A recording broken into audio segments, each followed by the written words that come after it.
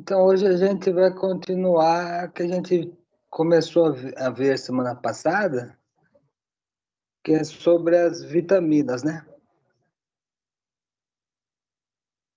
A gente vai ver depois a análise da vitamina C, uma pequena introdução do que são as vitaminas. E se surgir alguma dúvida aí, pode perguntar, tá bom?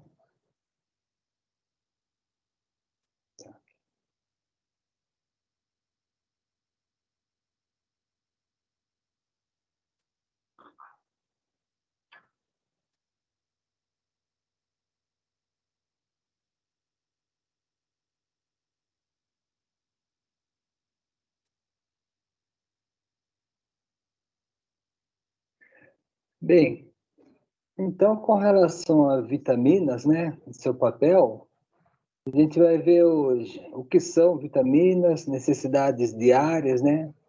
Os dois grandes grupos, vitaminas lipossolúveis, A, D, E e K, e hidrossolúveis, do complexo B, e vitamina C.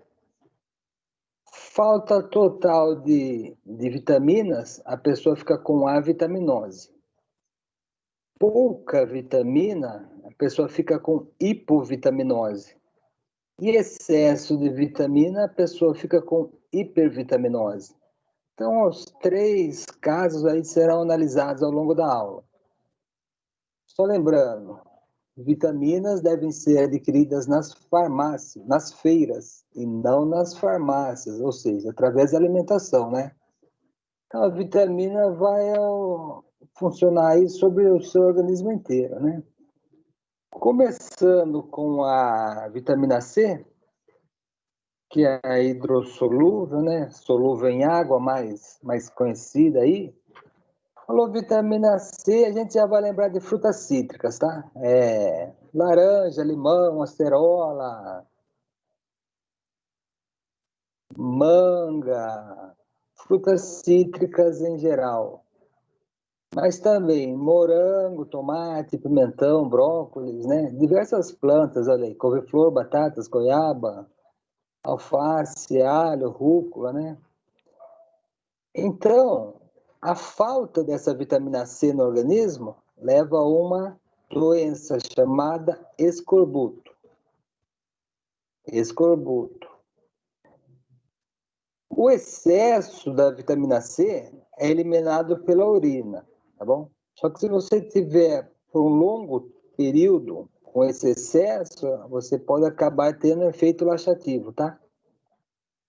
Então ela, assim como a vitamina D, faz uma resposta imunológica no organismo. Ajuda ao crescimento das células, dos ossos, dentes, gengiva, ligamentos, vasos sanguíneos. E outra coisa importante da vitamina C, ela ajuda na absorção do ferro. Então, a vitamina C é muito ligada à absorção de ferro no organismo. Aí as fontes, né? Fruta cítrica, mais morango, kiwi, banana, tomate, né? Com relação às hidrossolúveis do complexo B, a primeira é o ácido fólico. Ácido fólico é B9. Função dele: renova as células do corpo.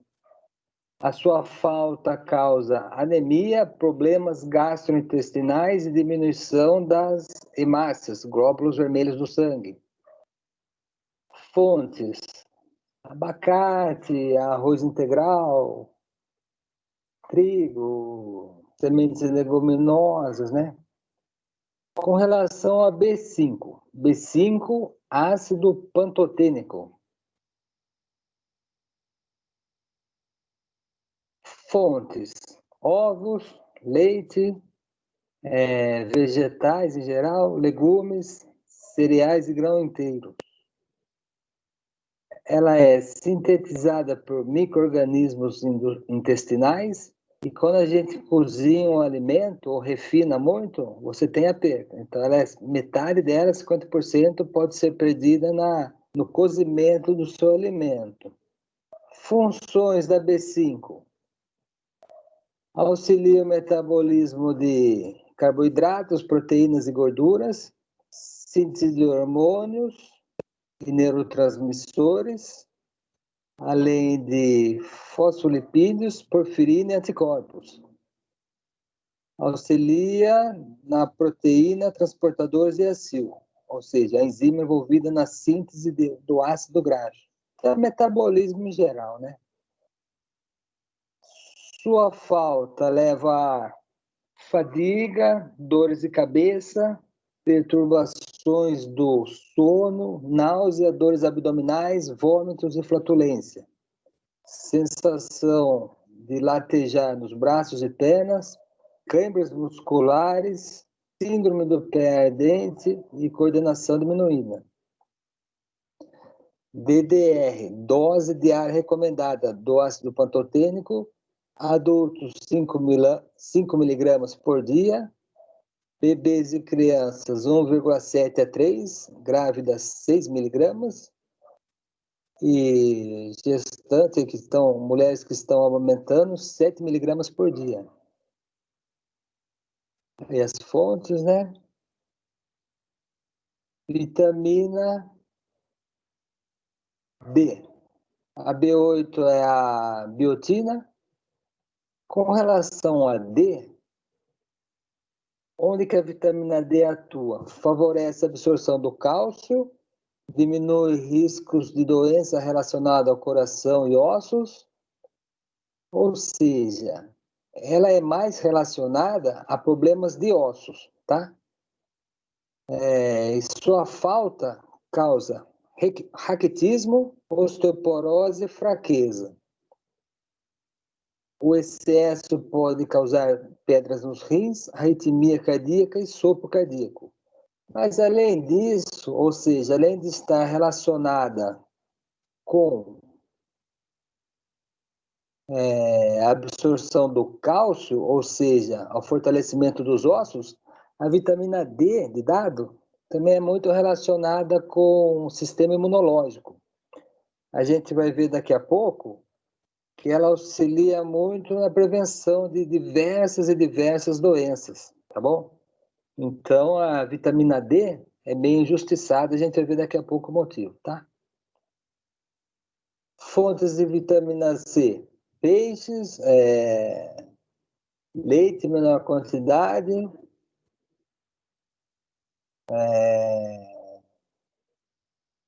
gema de ovos, que não está aqui, né? E principalmente o sol, ou seja, ela é sintetizada na presença da luz solar. Então, a luz solar é altamente relacionada com a vitamina D.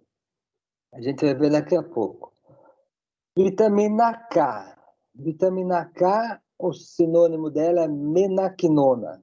É outra lipossolúvel, né? Ao lado da A, D e E. Falou vitamina K é coagulação sanguínea, né? Então, sempre que você aí, a pessoa se machuca, faz um corte na mão, um corte seja onde for, é sempre a vitamina K está relacionada a todo aquele processo complexo que é a coagulação sanguínea. E a pessoa com baixa vitamina K vai ter esse problema aí. Fonte está aí, né? Vegetais verdes escuros, leite, grãos e leguminosas também, certo?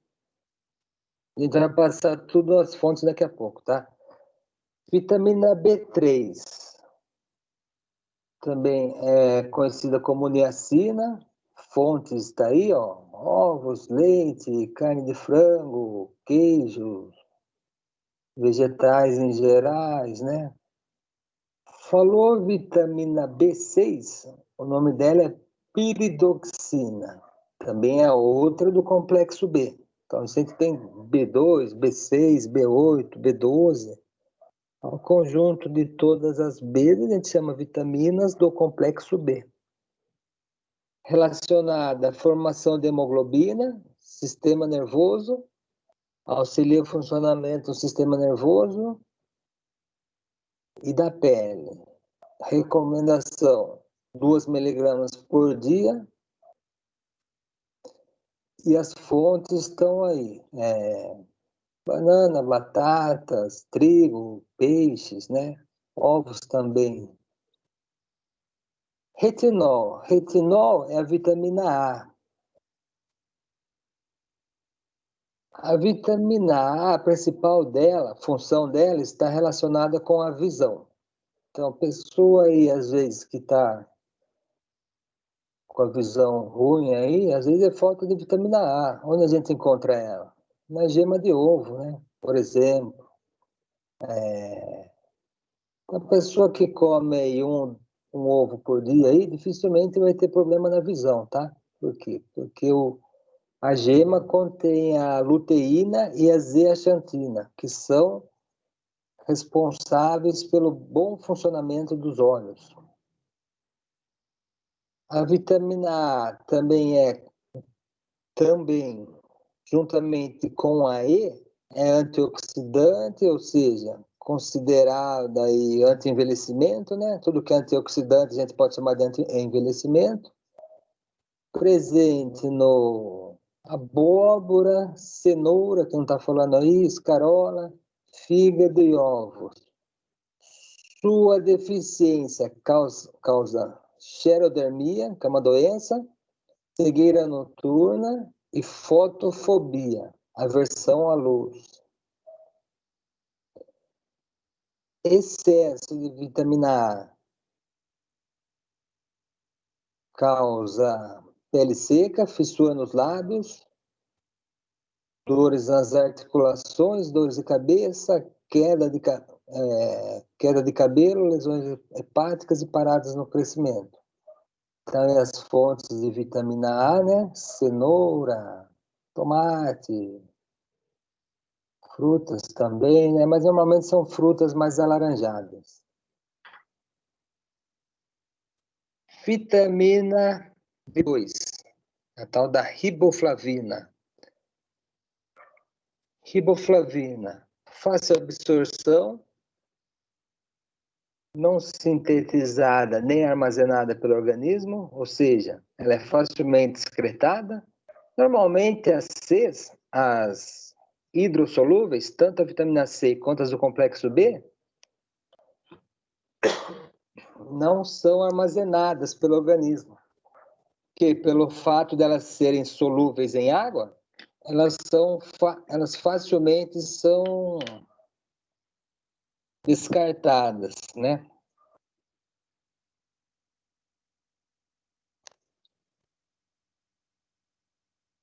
Riboflavina B2,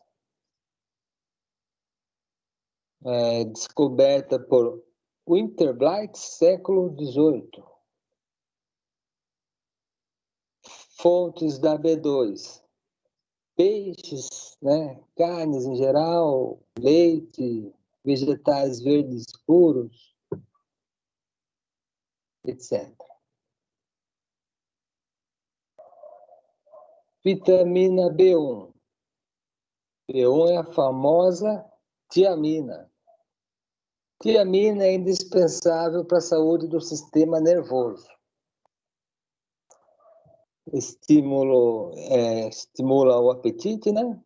E sua deficiência pode causar insônia, nervosismo, irritação, fadiga, depressão, perda do apetite. Olha quanta coisa, né? Queimação nos pés, perda da memória, problemas de concentração, etc. e tal. Fontes da vitamina B1.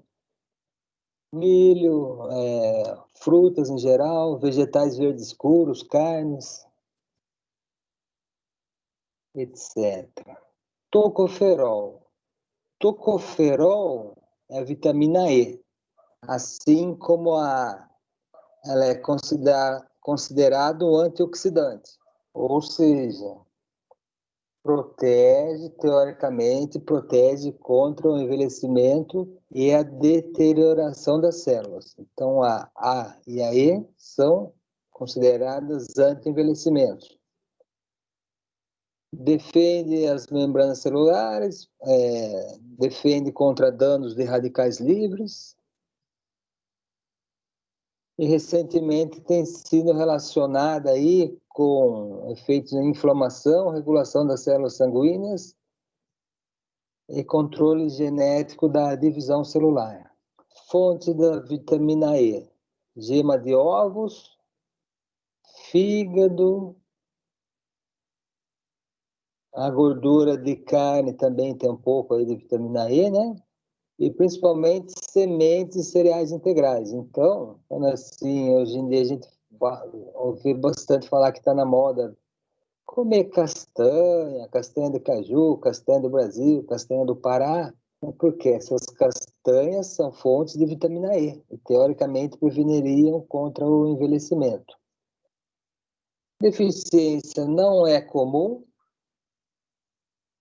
mas pode causar infertilidade, queda no cabelo, cansaço, desânimo, cistos na mama, taquicardia, cãibra, tendinite, uma série de coisas, de prejuízos pela deficiência, né?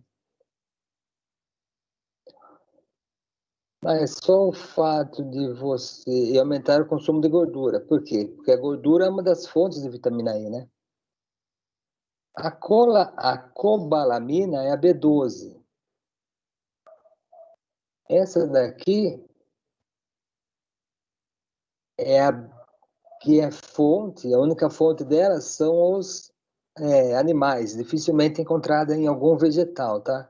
Então, a pessoa aí que não come carne, além disso, não toma leite ou não come ovos, nem nada de origem animal, é interessante fazer a suplementação com essa B12 aí. Essencial para a saúde do sangue, do sistema nervoso, atua na formação das células do sangue, presente em carnes em geral, fígado, ostras, né? Sua falta pode provocar anemia, fadiga e perda de memória. Seu excesso, alteração no baço, sangue e sistema nervoso. Aí a B12, só fontes animais, praticamente. E agora, vendo um pouco mais das doenças, né, causadas pelas faltas da vitamina, a gente vai ter o quê? Algumas doenças aí, tá? Só lembrando que as vitaminas são nutrientes reguladores, tá bom? Então, não são nem nutrientes energéticos, que energético a gente viu, são os lipídios e os carboidratos, nem nutriente plástico, que forma o organismo. Nutriente plástico é são as proteínas, né? Então, as vitaminas, junto com os minerais, a gente cai mais numa classificação como reguladores de funções fisiológicas. Ela não é uma classe específica de enzima, na verdade, é uma classe heterogênea, né? É qualquer substância que não consegue ser produzida pelo organismo, mas são necessárias a esse organismo. Então, é uma classe bem heterogênea, tá? Só lembrando que a vitamina D de dado consegue ser produzida. Então, a vitamina D, tem autor que até chega a rejeitar ela como vitamina e chama ela de hormônio, porque ela consegue ser produzida, né? Mas, na verdade, essa produção depende, vamos dizer, aí, da luz do sol, tá? Tudo bem? Mas, embora ela consiga ser produzida, ela também é absorvida através de alimentos. Então, por isso que ela ainda é classificada como vitamina. Vitaminas são cofatores enzimáticos. O que significa isso? Que são necessárias em pequeníssimas quantidades, mas são essenciais. Por quê? Porque cofatores são definidos como substâncias que transformam uma apoenzima, ou seja, uma enzima inativa, numa holoenzima, ou seja, uma enzima ativa. E as vitaminas normalmente enquadram-se nessa categoria, sendo um cofator enzimático ou uma coenzima. Aí a necessidade diária, né, são miligramas, muito pouco, né, miligramas, quantidades pequeníssimas, né. Vitamina 08, B1, B2, B3, B6, B9, B12, quantidades pequenas também. A B12 nem se fala, 0,001 miligramas por dia. A D também, muito pouco, né? Todas elas necessárias em pequeníssimas quantidades. Elas foram descobertas, né, na época das grandes navegações, século XIV, século XV. O que acontecia?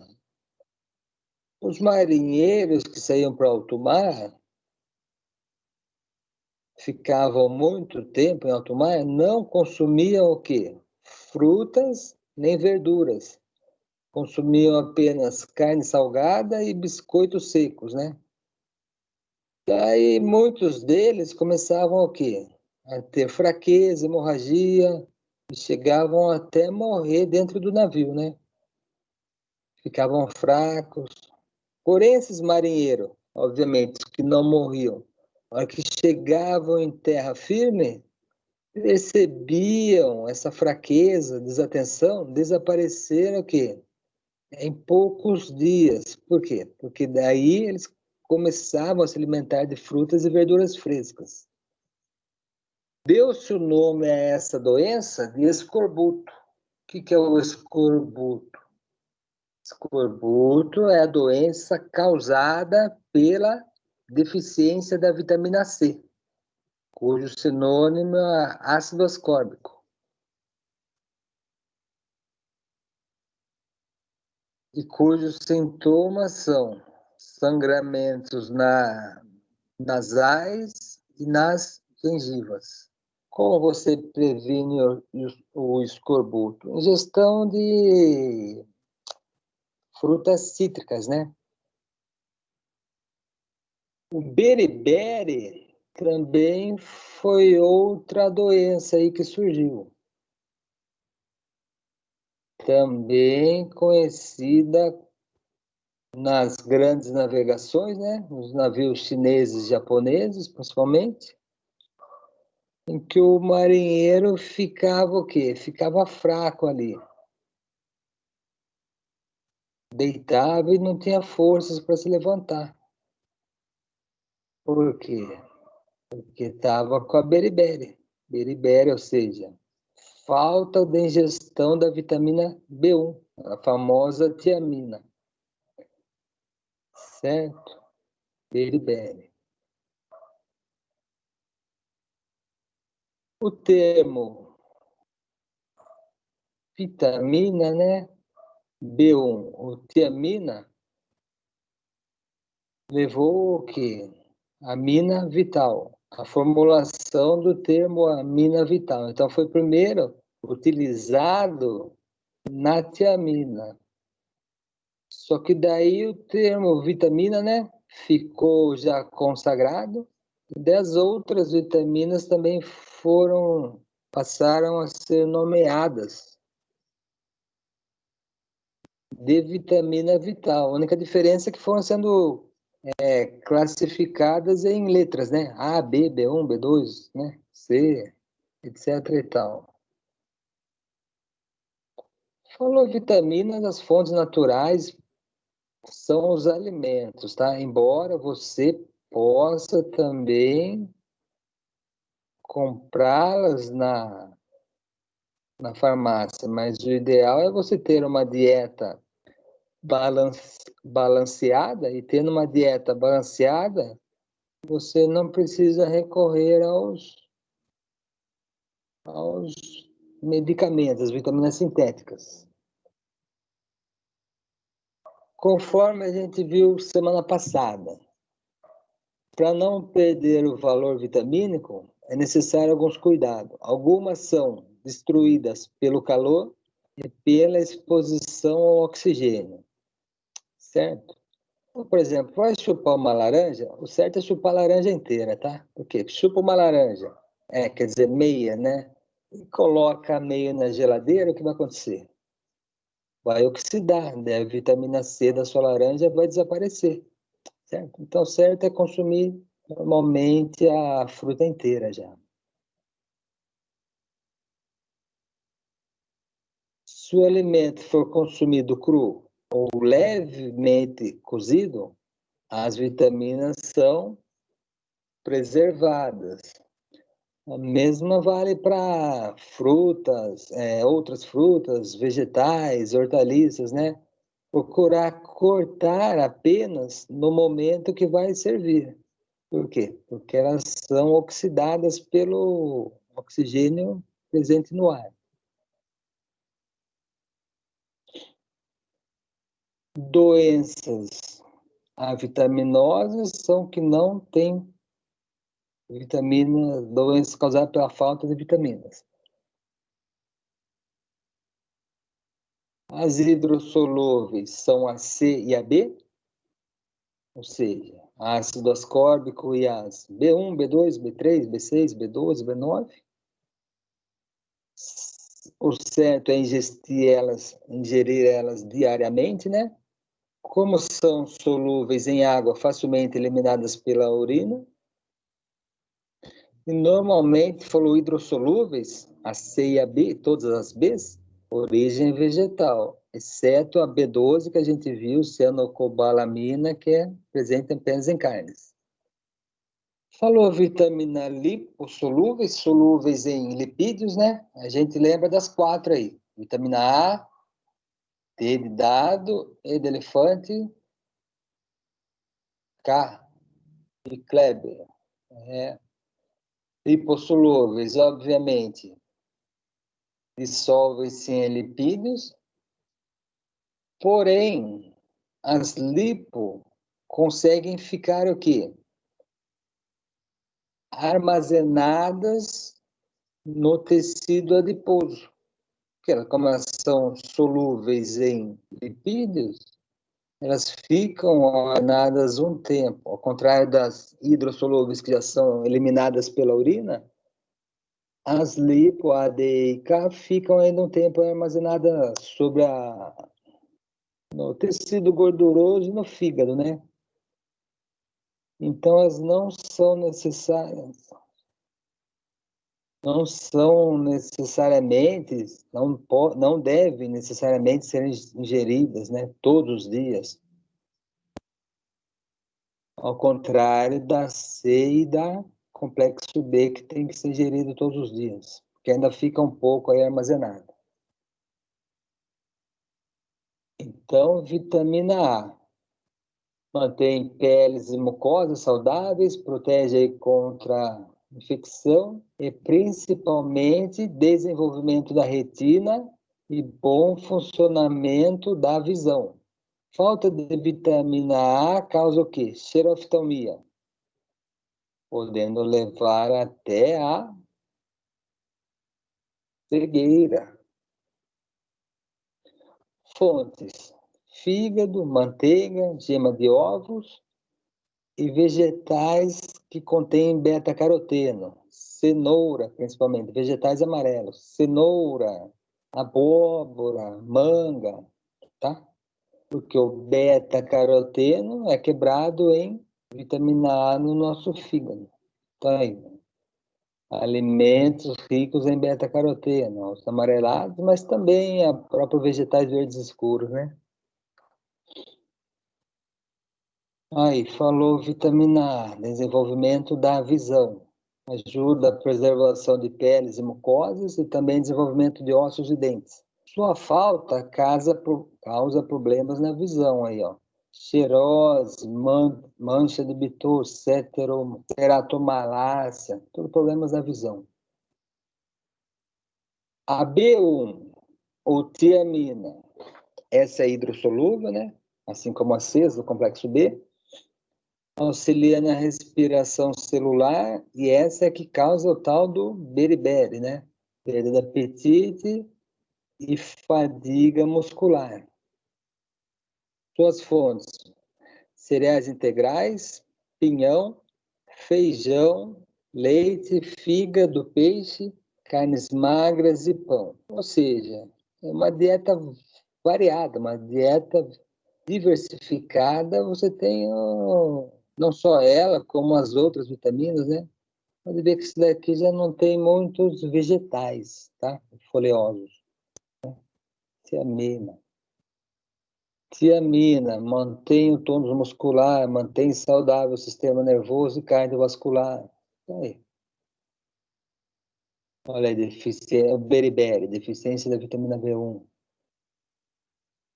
É complicado, né? Vitamina B2, famosa riboflavina. Auxilia na respiração celular, tonalidade saudável da pele, coordenação nervosa. Sua falta, ruptura da mucosa, boca, lábios, língua, bochecha, inflamação dos olhos também. Principais fontes: carnes magras, ovos, leite, fígado, e essas sim, vegetais em folha, vegetais verde escuro, né? Auxilia na respiração celular, pele saudável, produção de células sanguíneas.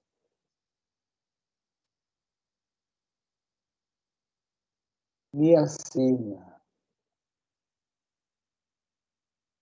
Niacina é a B3. Niacina. Sua deficiência, né? A falta de vitamina B3 causa uma doença chamada como pelagra. Provocando feridas na pele, diarreia, nervosismo e fraqueza. Principais fontes: ovos, leite, carnes, fígado, né? Também não tem muitas fontes vegetais aí pro meio, tá? Mas também fontes animais, igual a B12, né? Funções da B3: auxilia na respiração celular, mantendo o sistema nervoso saudável, pele saudável, sistema digestório saudável. B6. B6 é a piridoxina. Auxilia na formação de hemácias, mantém funções nervosas e atua na respiração celular. Sua carência causa doença de pele, apatia, distúrbios nervosos. Principais fontes: pão, cereais integrais, fígado, peixes, carnes, leite, ovos. Também outra aí que a fonte é mais animal, mas também vegetal, cereais também, pão, né? Pães. Piridoxina atua na respiração celular, função cerebral, formação de hemácias, digestão de proteínas e síntese de anticorpos. B9. B9, síntese do DNA, né? Bases do DNA e multiplicação celular. A causa da B9 é um problema, por quê? Para a formação do feto. Então, mulher grávida, né? Normalmente o médico aconselha tomar B9 em cápsula, também conhecido como ácido fólico. Ácido fólico. Os dois nomes são certos, B9 ou ácido fólico, certo? Atualmente, se a gente olhar na farinha de trigo, toda farinha de trigo contém ácido fólico, tá bom? Então, é obrigatório na farinha de trigo ter ácido fólico. Assim como é obrigatório no sal ter iodo, tá? Por quê? Porque também ela é difícil aí de ser encontrada, embora tenha em folhas e frutas, né? Cereais, frutos do mar, produção de bactérias da flora intestinal. Mas o problema dela é esse daqui, a formação do feto. A gente vai ver umas fotos ali, né? Então, ela aumenta a produção de hemácias, auxilia na digestão e utilização de proteínas, síntese do DNA, e a sua falta traz esse problema aí na gravidez, causando tanto espinha bífida, que pode ser oculta, meningocele, que já é para fora, e mielomeningocele, que é mais para fora ainda. Então, causa esses problemas aí na formação do feto. B12. B12 é a nossa famosa cianocobalamina, ou seja, a vitamina que só é presente em fontes animais, praticamente. Funções: renovação celular, maturação das hemácias, síntese de nucleotídeos. Falta: pode causar anemia, distúrbios nervosos e a produção, diminuição na contagem de hemácias, ou seja, no glóbulo vermelho do sangue. Então, as fontes, né? Carne, frutos do mar, ovo, leites, derivados. Né?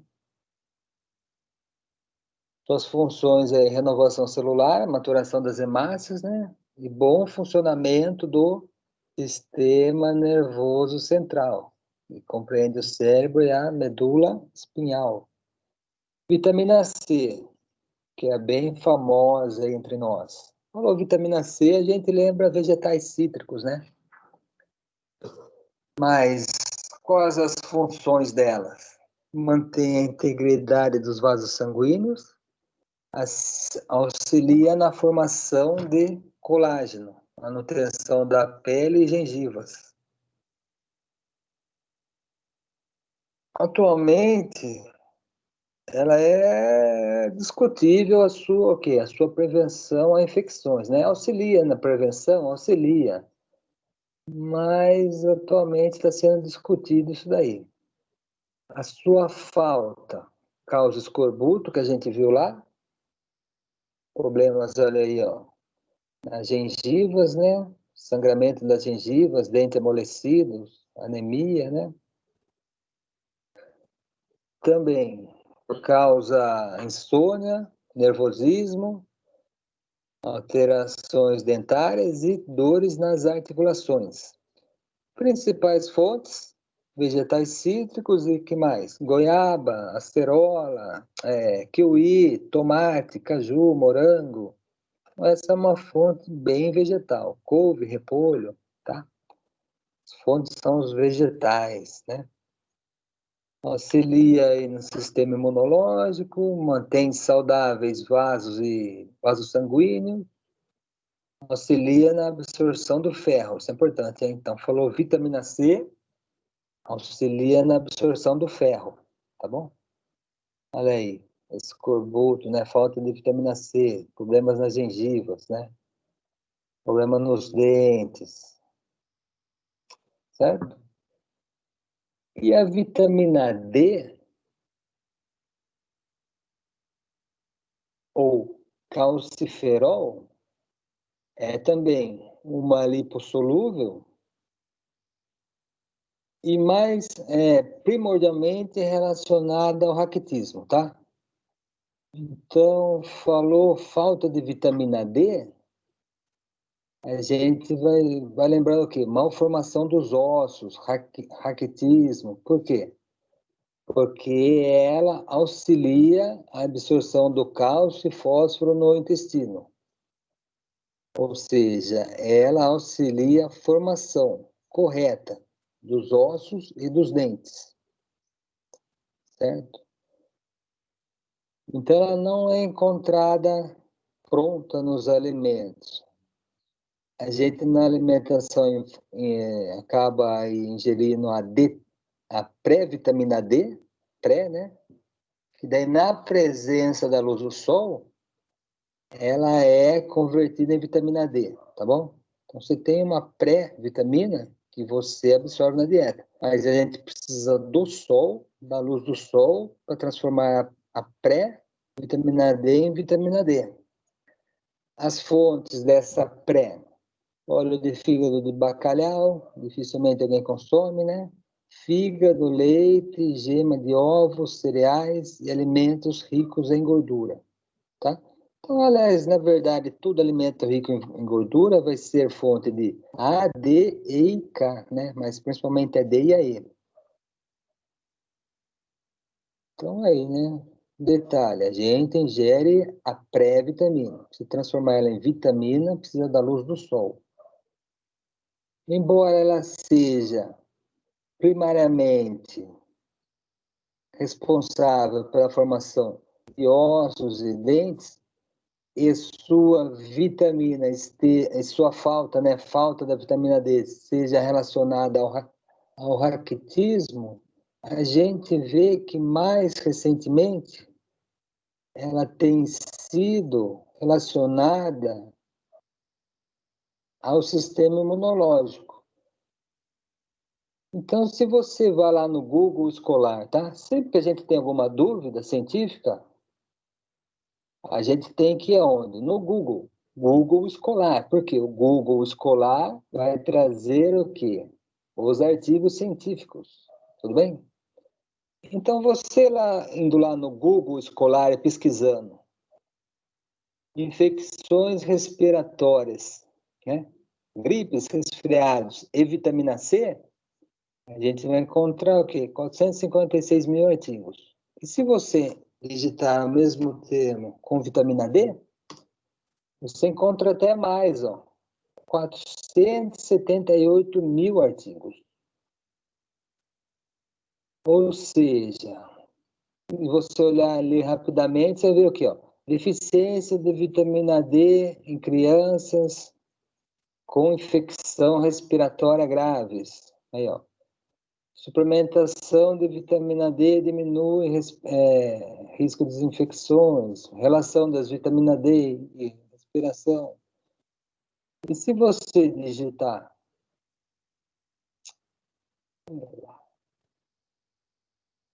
peraí, peraí,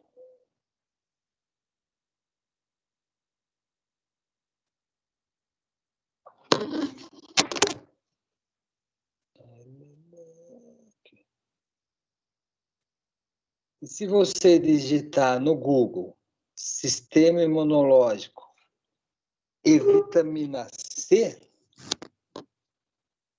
ou seja, influência do sistema imunológico, né?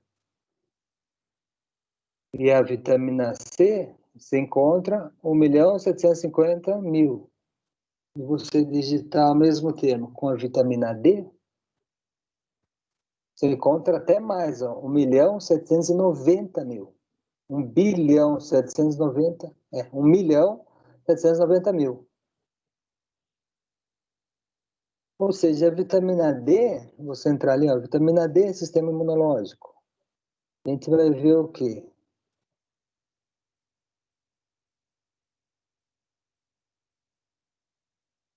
Além dos seus efeitos básicos na homeostase do cálcio dos ossos, ou seja, falta de vitamina D com certeza leva ao raquitismo. Mas também tem papéis importantes nas células imunes. Ou seja, a vitamina D é um receptor dessas células imunes, né? Dos glóbulos brancos, né? Células B, células T, tudo glóbulo branco do sangue, ó. E essas células são capazes de sintetizar o metabólito vitamina D, e a vitamina D tem capacidade de agir de maneira autócrina em meio imunológico local. Ou seja, a vitamina D modula as respostas imunes inatas e adaptativas. E a sua deficiência está associada ao aumento da autoimunidade e principalmente aqui, ó, suscetibilidade à infecção. Então, para reforçar o seu sistema imune, uma das, uma das opções é o quê?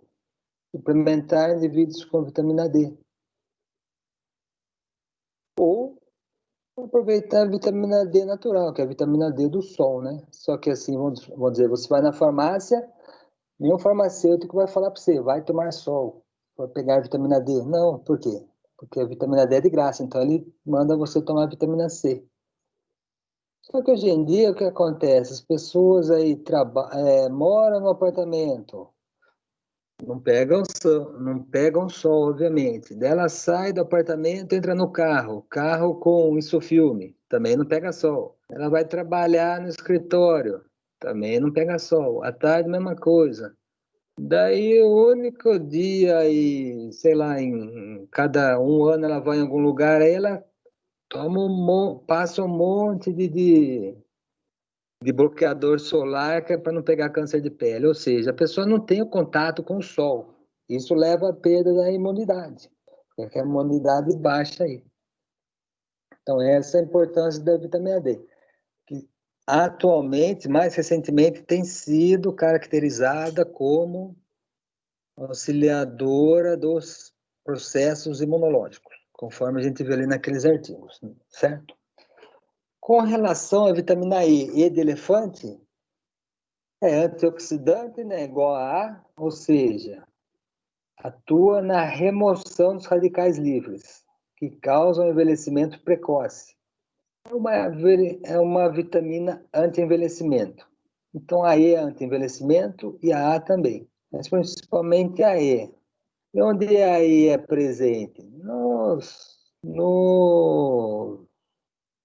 Em grãos, né? Castanha, nozes, castanha do Pará, castanha do Brasil, castanha de caju, certo? Além disso, leite, alface, óleos de amendoim, germe de trigo, margarina, certo?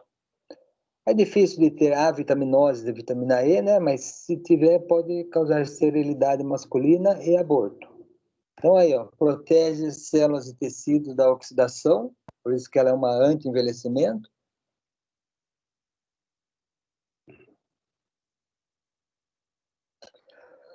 Mantém o sistema cardiovascular saudável e auxilia a formação de hemácias, ou seja, glóbulos vermelhos. Vitamina K. Falou vitamina K, a gente já vai lembrar de coagulação sanguínea, certo? Pessoa com avitaminose, ou seja, carência de vitamina K, pode ter hemorragias, né? Então, no caso, a pessoa se cortar e o sangue não coagular facilmente. Estão presentes em vegetais, tomate, amêndoas, castanhas e produzida também por bactérias benéficas da nossa flora intestinal. Aí, quando ocorre uma hemorragia, ela vai ali estancar o sangue, ou seja, fazer a coagulação sanguínea. Essa é a vitamina K. E com relação a análises, a gente vai ter na bromato 2 determinação da vitamina A.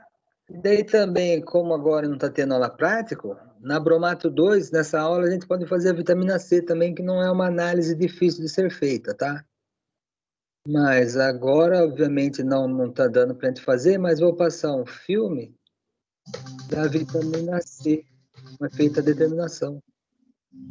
Olá, pessoal! Na aula de hoje, a gente vai falar um pouquinho sobre outra análise, que é a determinação de vitamina C.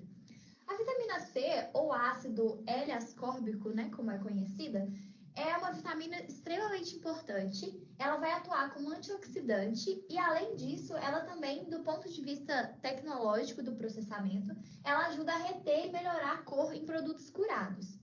Além disso, tem a importância nutricional da vitamina C, visto que é uma vitamina que a gente precisa consumir pela nossa alimentação, porque o nosso corpo ele não é capaz de produzir.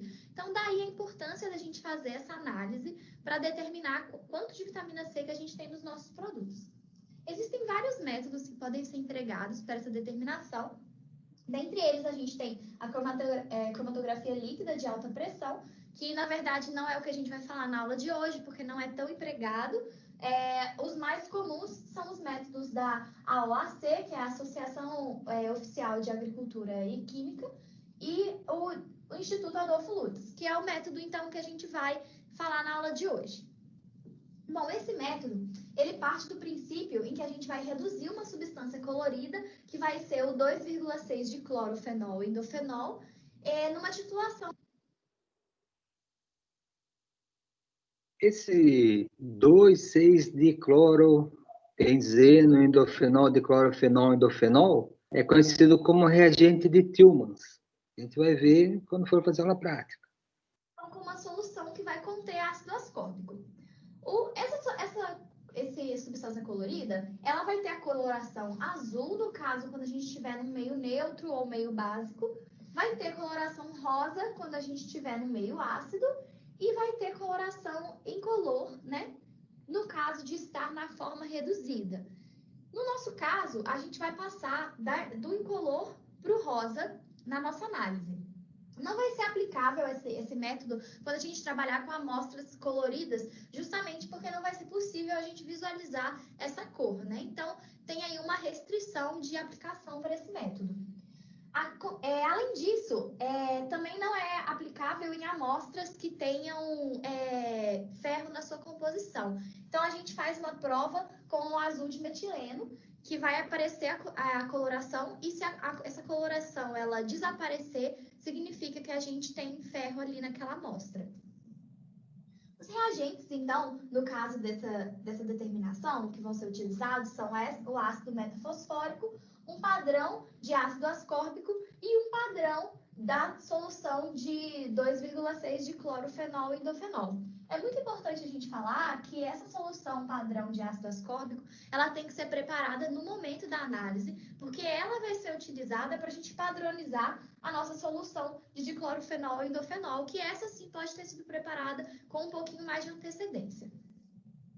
O que vai basear, então, a nossa análise? Inicialmente, a gente vai fazer o cálculo de um título, que é esse F, que a gente está chamando aqui.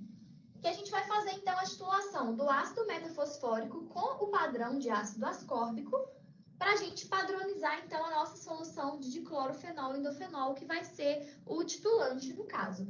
Em geral, a gente repete isso 3 vezes, para a gente poder ter um valor mais preciso na hora do cálculo do título. Juntamente com essa titulação, a gente tem que fazer um branco também, que significa que a gente vai colocar ácido metafosfórico mais água destilada na mesma quantidade que a gente tinha colocado o padrão de ácido ascórbico aqui, e vai titular novamente com a solução de diclorofenol e indofenol. E aí a gente repete 2 vezes. Com isso, a gente utiliza os valores médios aqui dessas 2 titulações nessa fórmula para cálculo do título, em que F vai ser igual, então, à massa de ácido ascórbico que a gente tinha aqui, que a gente calcula a partir do padrão que a gente preparou, dividido pelo volume que foi gasto aqui na titulação do padrão, menos o volume do branco. Então, aí a gente consegue esse valor de título, que vai ser empregado, então, realmente no cálculo de ácido ascórbico para uma amostra que a gente quer determinar a quantidade de ácido ascórbico. E aí, então, para fazer, no caso da nossa amostra, a gente vai pegar, então, vai colocar ácido metafosfórico mais o nosso volume de amostra no NMAI e vai titular, então, com a nossa solução de diclorofenol e indofenol, que foi padronizada previamente com o cálculo do título, né? Então, a partir daqui, o resultado que a gente vai obter, a gente vai calcular o ácido ascórbico, que vai ser dado em miligramas por 100 ml de amostra, e a gente calcula, então, pegando o volume que foi gasto nessa titulação da amostra, menos o volume do branco, que a gente já tem, multiplicado por F, que é o título, sobre V, que é o volume que a gente vai usar aqui da nossa amostra, vezes 100. E assim, então, a gente chega na nossa fórmula para o cálculo do ácido ascórbico. Bom, pessoal, essa foi a aula de hoje. E na próxima aula, a gente vai fazer um exercício sobre esses cálculos para a gente fixar um pouco esse conteúdo. Até a próxima aula.